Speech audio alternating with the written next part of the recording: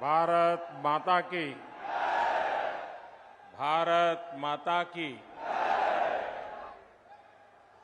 महात्मा बुद्ध का पावन धरती सिद्धार्थनगर में हम आप सभा का प्रणाम करित है।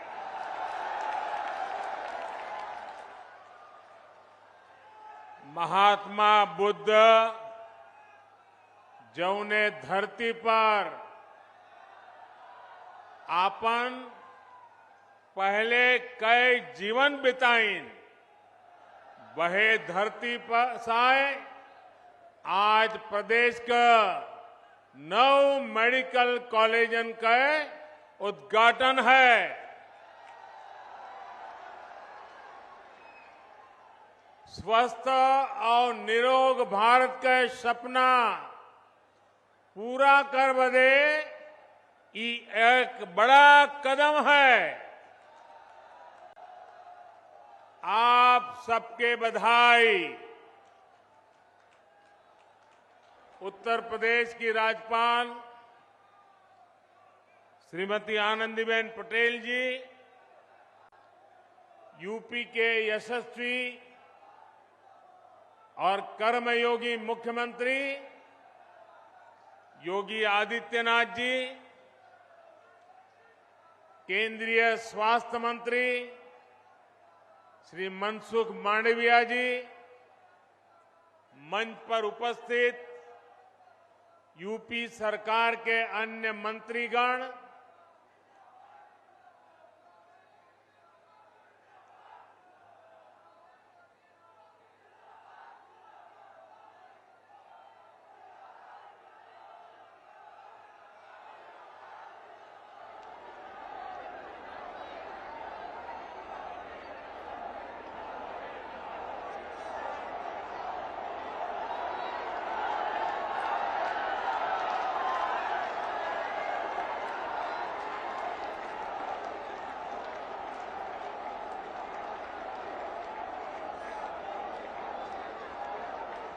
संतोष हो गया? अगर संतोष हो गया तो बैठिए। देखिए, आपको मैंने पूरा अवसर दे दिया। आपकी इच्छा हमारे सर आंखों पर।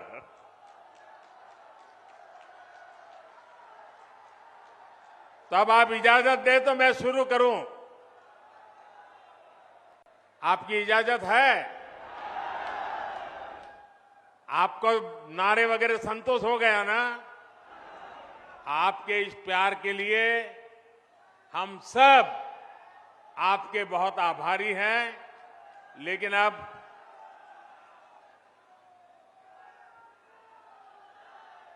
ये उत्साह अभी कई महीनों तक चला रहा है।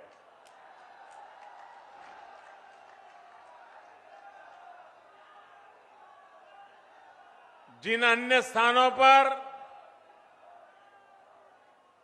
नए मेडिकल कॉलेज बने हैं, वहां उपस्थित यूपी सरकार के मंत्रीगण, कार्यक्रम में मौजूद सभी सांसद, विधायक, अन्य जनप्रतिनिधि और मेरे प्यारे भाइयों और बहनों, आज का दिन पूर्वांचल के लिए, पूरे उत्तर प्रदेश के लिए आरोग्य की डबल डोज लेकर आया है।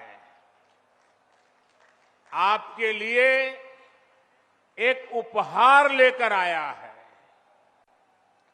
यहां सिद्धार्थनगर में यूपी के 9 मेडिकल कॉलेज का लोकार्पण हो रहा है।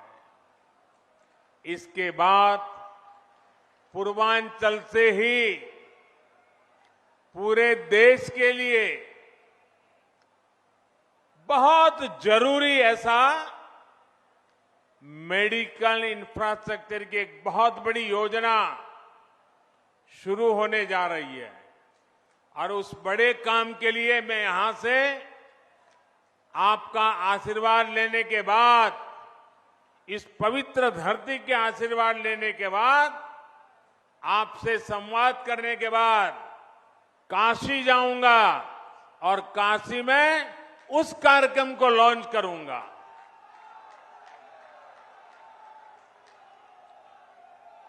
साथियों, आज केंद्र में जो सरकार है, यहां यूपी में जो सरकार है, वो अनेकों कर्म योगियों की दशकों की तपस्या का फल है। सिद्धार्थ नगर ने भी स्वर्गीय माधव प्रसाद त्रिपाठी जी के रूप में एक ऐसा समर्पित जनप्रतिनिधि देश को दिया, जिनका अथाह परिश्रम आज राष्ट्र के काम आ रहा है।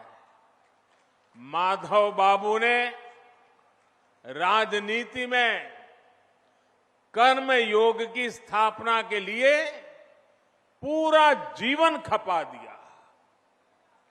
यूपी भाजपा के पहले अध्यक्ष के रूप में, केंद्र में मंत्री के रूप में उन्होंने विशेष रूप से पूर्वांचल के विकास की चिंता की। इसलिए सिद्धार्थनगर के नए मेडिकल कॉलेज का नाम माधव बाबू के नाम पर रखना उनके प्रति सेवा भाव के प्रति सच्ची कार्यांजलि है। और इसके लिए मैं योगी जी को और उनकी पूरी सरकार को बधाई देता हूं। माधव बाबू का नाम यहां से पढ़कर निकलने वाले युवा डॉक्टरों को जन सेवा की निरंतर प्रेरणा भी देगा। भाइयों और बहनों, यूपी और पूर्वांचल में आस्था, अध्यात्म और सामाजिक जीवन से जुड़ी बहुत विस्तृत विरासत है। इस विरासत को स्वस्थ, सक्षम और समृद्ध उत्तर प्रदेश के भविष्य के साथ भी जोड़ा जा रहा है। आज जिन 9 जिलों में मेडिकल कॉलेज का लोकार्पण किया गया है, उनमें ये दिखता भी है। सिद्धार्थनगर में माधव प्रसाद त्रिपाठी मेडिकल कॉलेज, देवरिया में महर्षि देवरहा बाबा मेडिकल कॉलेज, गाजीपुर में महर्षि विश्वामित्र मेडिकल कॉलेज, मिर्जापुर में मां विंध्यवासिनी मेडिकल कॉलेज, प्रतापगढ़ में doctor Sonelal Patel medical college, एटा में वीरांगना अवंतीबाई लोधी मेडिकल कॉलेज, फतेहपुर में महान योद्धा अमर शहीद जोधा सिंह और ठाकुर दरिया सिंह के नाम पर मेडिकल कॉलेज, जौनपुर में उमानाथ सिंह मेडिकल कॉलेज और हरदोई, ऐसे कितने 9 मेडिकल कॉलेज। ये सभी मेडिकल कॉलेज अब पूर्वांचल के कोटि कोटि जनों की सेवा करने के लिए तैयार है। इन 9 नए मेडिकल कॉलेजों के निर्माण से करीब 2,500 नए बेड्स तैयार हुए हैं। 5,000 से अधिक डॉक्टर और पैरामेडिकल के लिए रोजगार के नए अवसर बने हैं। इसके साथ ही हर वर्ष सैकड़ों युवाओं के लिए मेडिकल की पढ़ाई का नया रास्ता खुला है। साथियों, जिस पूर्वांचल को पहले की सरकारों ने बीमारियों से जूझने के लिए छोड़ दिया था, वही अब पूर्वी भारत का मेडिकल हब बनेगा। अब देश को बीमारियों से बचाने वाले अनेक डॉक्टर, ये धरती देश को डॉक्टर देने वाली है। जिस पूर्वांचल की छवि पिछली सरकारों ने खराब कर दी थी, जिस पूर्वांचल को दिमागी बुखार से हुई दुखद मौतों की वजह से बदनाम कर दिया गया था,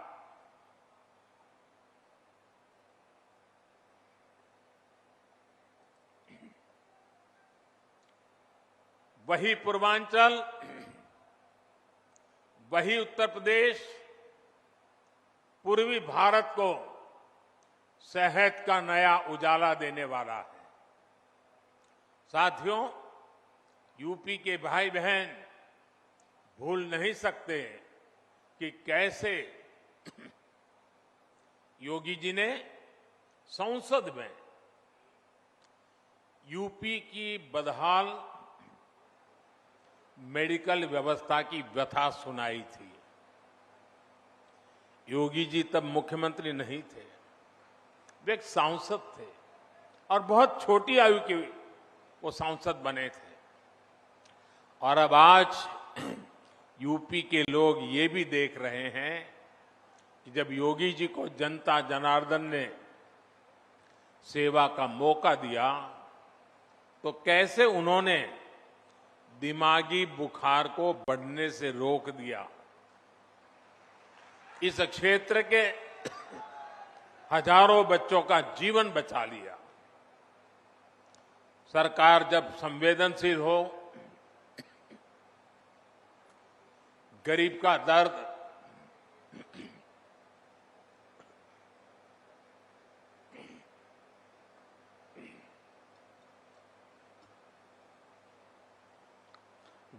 दर्द समझने के लिए मन में करुणा का भाव हो, तो इसी तरह का काम होता है। भाइयों और बहनों, हमारे देश में आजादी के पहले और उसके बाद भी मूलभूत चिकित्सा और स्वास्थ्य सुविधाओं को कभी प्राथमिकता नहीं दी गई। अच्छा इलाज चाहिए तो बड़े शहर जाना होगा, अच्छे डॉक्टर से इलाज कराना है तो बड़े शहर जाना होगा। रात बिरात किसी की तबीयत खराब हो गई तो गाड़ी का इंतजाम करो और लेकर भागो शहर की तरफ। हमारे गांव देहात की यही सच्चाई रही है। गांवों के कस्बों में जिला मुख्यालय तक में बेहतर स्वास्थ्य सुविधाएं मुश्किल से ही मिलती थी। इस कष्ट को मैंने भी भोगा है, महसूस किया है। देश के गरीब, दलित, शोषित, वंचित, देश के किसान, गांवों के लोग, छोटे छोटे बच्चों को सीने से लगाए इधर उधर दौड़ रही माताएं, हमारे बुजुर्ग जब स्वास्थ्य की बुनियादी सुविधाओं के लिए सरकार की तरफ देखते थे तो उन्होंने निराशा ही हाथ लगती थी। इसी निराशा को मेरे गरीब भाई बहनों ने अपनी नीति मान लिया था। जब 2014 में आपने मुझे देश की सेवा का अवसर दिया, तब पहले की स्थिति को बदलने के लिए हमारी सरकार ने दिन रात एक कर दिए। जनमानस के कष्ट को समझते हुए, सामान्य मानवी की पीड़ा को समझते हुए, उसके दुख दर्द को साझा करने में हम भागीदार बने। हमने देश के स्वास्थ्य सुविधाओं को सुधारने के लिए, आधुनिकता लाने के लिए एक महायज्ञ शुरू किया, अनेक योजनाएं शुरू की। लेकिन मुझे इस बात का हमेशा अफसोस रहेगा कि यहां पहले जो सरकार थी उसने हमारा साथ नहीं दिया। विकास के कार्यों में वो राजनीति को ले आई केंद्र की योजनाओं को यहां यूपी में आगे नहीं बढ़ने दिया गया। साथियों, यहां अलग अलग आयु वर्ग के बहन भाई बैठे हैं। क्या कभी किसी को याद पड़ता है, और याद पड़ता है तो मुझे बताना, क्या किसी को याद पड़ता है कि उत्तर प्रदेश के इतिहास में कभी एक साथ इतने मेडिकल कॉलेज का लोकार्पण हुआ हो? हुआ है कभी? नहीं हुआ है ना। पहले ऐसा क्यों नहीं होता था और अब ऐसा क्यों हो रहा है? इसका एक ही कारण है, राजनीतिक इच्छा शक्ति और राजनीतिक प्राथमिकता। जो पहले थे उनकी प्राथमिकता अपने लिए कमाना और अपने परिवार की तिजोरी भरना था। हमारी प्राथमिकता गरीब का पैसा बचाना, गरीब के परिवार को मूलभूत सुविधाएं देना। साथियों, बीमारी अमीर गरीब कुछ नहीं देखती है, उसके लिए तो सब बराबर होते हैं। और इसलिए इन सुविधाओं का जितना लाभ गरीब को होता है, उतना ही लाभ मध्यम वर्ग के परिवारों को भी होता है।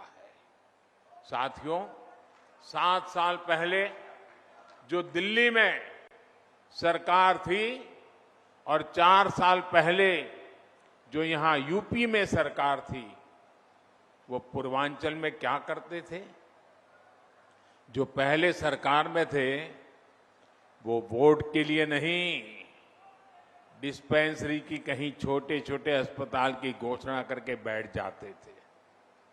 लोग भी उम्मीद लगाए रहते थे, लेकिन सालों साल तक या तो बिल्डिंग ही नहीं बनती थी, बिल्डिंग होती थी तो मशीन नहीं होती थी, दोनों हो गई तो डॉक्टर और दूसरा स्टाफ नहीं होता था। ऊपर से गरीबों के हजारों करोड़ रुपए लूटने वाली भ्रष्टाचार की साइकिल, ये भ्रष्टाचार की साइकिल 24 घंटे अलग से चलती रहती थी। दवाई में भ्रष्टाचार, एम्बुलेंस में भ्रष्टाचार, नियुक्ति में भ्रष्टाचार, ट्रांसफर पोस्टिंग में भ्रष्टाचार। इस पूरे खेल में यूपी में कुछ परिवारवादियों का तो खूब भला हुआ। भ्रष्टाचार की साइकिल तो खूब चली, लेकिन उसमें पूर्वांचल और यूपी का सामान्य परिवार पिसता चला गया। सही ही कहा जाता है, जाके पावन फटी बिवाई, जाके पावन फटी बिवाई, वो क्या जाने पीर पर आई। साथियों, बीते वर्षों में डबल इंजन की सरकार ने हर गरीब तक बेहतर स्वास्थ्य सुविधाएं पहुंचाने के लिए बहुत ईमानदारी से प्रयास किया है, निरंतर काम किया है। हमने देश में नई स्वास्थ्य नीति लागू की ताकि गरीब को सस्ता इलाज मिले और उसे बीमारियों से भी बचाया जा सके। यहां यूपी में भी 90 लाख मरीजों को आयुष्मान भारत के तहत मुफ्त इलाज मिला है। इन गरीबों के आयुष्मान भारत की वजह से करीब करीब 1000 करोड़ रुपए इलाज में खर्च होने से बचे हैं। आज हजारों जन औषधि केंद्रों से बहुत सस्ती दवाएं मिल रही हैं। कैंसर का इलाज, डायलिसिस और हार्ट की सर्जरी तक बहुत सस्ती हुई है। शौचालय जैसी सुविधाओं से अनेक बीमारियों में कमी आई है। यही नहीं, देश भर में बेहतर अस्पताल कैसे बने और उन अस्पतालों में बेहतर डॉक्टर और दूसरे मेडिकल स्टाफ कैसे उपलब्ध हो, इसके लिए बहुत बड़े और लंबे विजन के साथ काम किया जा रहा है। अब अस्पतालों का, मेडिकल कॉलेजों का भूमि पूजन भी होता है और उनका तय समय पर लोकार्पण भी होता है।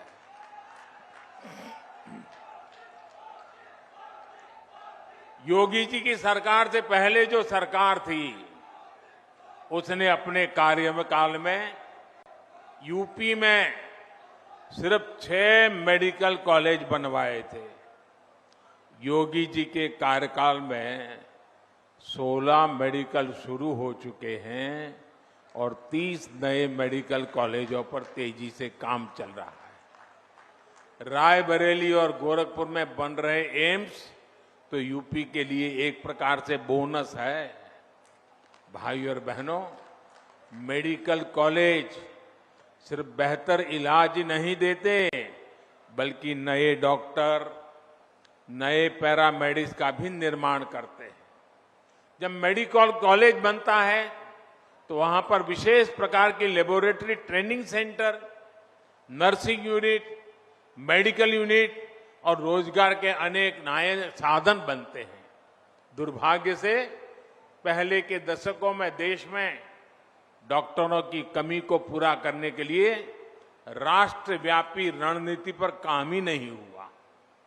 अनेक दशक पहले मेडिकल कॉलेज और मेडिकल शिक्षा की देखरेख के लिए जो नियम कायदे बनाए गए थे, जो संस्थाएं बनाई गई, वो पुराने तौर तरीकों से ही चल रही थी। ये नए मेडिकल कॉलेज के निर्माण में बाधक भी बन रही थी। बीते 7 सालों में एक के बाद एक हर ऐसी पुरानी व्यवस्था को बदला जा रहा है जो मेडिकल शिक्षा की राह में रुकावट बन रहा है। इसका परिणाम मेडिकल सीटों की संख्या में भी नजर आता है। 2014 से पहले हमारे देश में मेडिकल की सीटें 90,000 से भी कम थी। बीते 7 वर्षों में देश में मेडिकल की 60,000 नई सीटें जोड़ी गई हैं।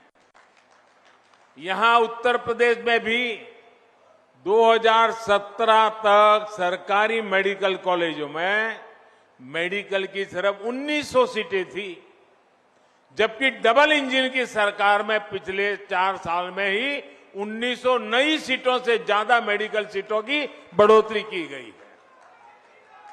साथियों, मेडिकल कॉलेजों की संख्या बढ़ने का, मेडिकल सीटों की संख्या बढ़ने का एक महत्वपूर्ण पहलू ये भी है कि यहां के ज्यादा से ज्यादा युवा डॉक्टर बनेंगे। गरीब मां के बेटे और बेटी को भी अब डॉक्टर बनने में और आसानी होगी। सरकार के निरंतर प्रयास का परिणाम है कि आजादी के बाद 70 वर्षों में जितने डॉक्टर पढ़ लिख कर निकले, उससे ज्यादा डॉक्टर हम अगले 10-12 वर्षों में तैयार कर पाएंगे। साथियों, युवाओं को देश भर में अलग अलग एंट्रेंस टेस्ट की टेंशन से मुक्ति दिलाने के लिए वन नेशन वन एग्जाम को लागू किया गया है। इससे खर्च की भी बचत हुई है और परेशानी भी कम हुई है। मेडिकल शिक्षा गरीब और मिडिल क्लास की पहुंच में हो, इसके लिए प्राइवेट कॉलेज की फीस को नियंत्रित रखने के लिए कानूनी प्रावधान भी किए गए हैं। स्थानीय भाषा में मेडिकल की पढ़ाई ना होने से भी बहुत दिक्कतें आती थी। अब हिंदी सहित अनेक भारतीय भाषाओं में भी मेडिकल की बेहतरीन पढ़ाई का विकल्प दे दिया गया है।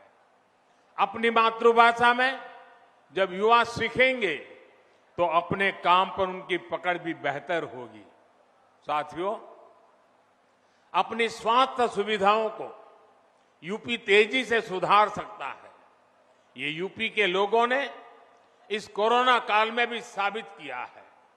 4 दिन पहले ही देश ने 100 करोड़ वैक्सीन डोज का बड़ा लक्ष्य हासिल किया है और इसमें यूपी का भी बहुत बड़ा योगदान है। मैं यूपी की समस्त जनता, कोरोना वॉरियर्स, सरकार, प्रशासन और इससे जुड़े सभी लोगों को बधाई देता हूं। आज देश के पास 100 करोड़ वैक्सीन डोज का सुरक्षा कवच है। बावजूद इसके कोरोना से बचाव के लिए यूपी अपनी तैयारियों में जुटा हुआ है। यूपी के हर